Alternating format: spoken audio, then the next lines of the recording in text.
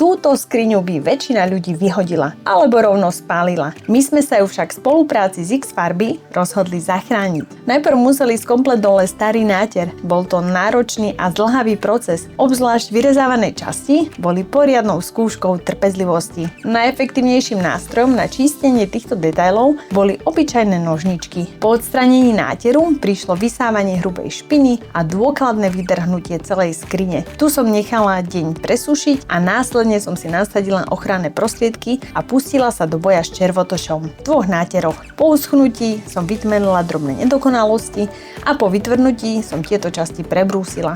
A konečne prišla na rad tá príjemná časť, maľovanie. Na vyrezávané a neprístupné časti som použila štetce a na zvyšok válček, s ktorým bolo maľovanie doslova rýchlovkou. Farba Tikurila je perfektná, nestíka, nezapácha a veľmi rýchlo schne, čo je pre mňa obrovské plus. Navyše majú obrovský vzorkovník farieb, takže si naozaj vyberie každý. A výsledok? Starý kus nábytku dostal druhú šancu a stal sa jedným z najkrajších kúskov v našom interiéri. Podľa mňa tá drina stála za to. Čo poviete?